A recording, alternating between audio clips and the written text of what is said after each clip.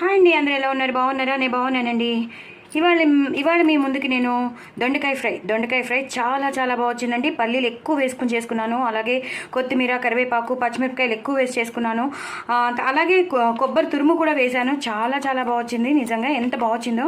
ఎక్కువ పచ్చిమిరపకాయలు వేసుకున్నాను, పల్లీలు ఎక్కువ వేసుకున్నాను, పోపు వేసుకున్నాను, అలాగే కొబ్బరి తురుము వేశాను. అలాగే కొబ్బరి వెల్లుల్లి పచ్చిమిర్చి ఆ పేస్ట్ కూడా వేసి చేశాను. అదిరిపోయింది అసలు.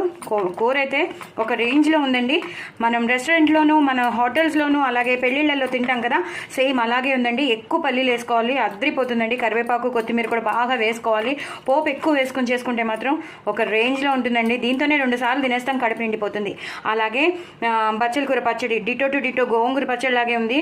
అసలు మీరు చెప్పే వరకు తెలియలేదు. నేను ఆల్రెడీ ఇది 2వ సారి వేసుకుంటున్నాను. చాలా చాలా చాలా చాలా చాలా చాలా బాగుంది. సో బోల్డ్ అంతా విటమిన్స్, న్యూట్రియంట్స్ అన్నీ ఉన్నాయి ఇందులో. ఐరన్ కంటెంట్ ఎక్కువ ఉంటుంది. సో విటమిన్ ఏ ఎక్కువ ఉంటుంది, యాంటీ ఆక్సిడెంట్స్ ఎక్కువ ఉంటాయి. సో కంపల్సరీ ఇంట్లో బచ్చల కూర ఉంటే మాత్రం పప్పులోను, పచ్చళ్ళలోను అలా చేసేసుకోండి. ఇది మాత్రం ఒక రేంజ్లో ఉంది. దీని రెసిపీ నేను మీకు షేర్ చేస్తున్నాను. సో పిల్లలు, పెద్దలు అందరూ ఇష్టపడతారు.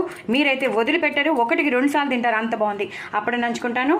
అలాగే పప్పుచారు ఉంది, ఆ పప్పుచారులో మిరపకాయ నంచుకుంటాను. దయచేసి నా ఛానల్ మాత్రం సబ్స్క్రైబ్ చేసుకోవడం అస్సలు మర్చిపోద్దు. నా ఛానల్ సబ్స్క్రైబ్ చేసుకోండి. హ్యాపీగా ఎంజాయ్ చేయండి. బాయ్ అండి.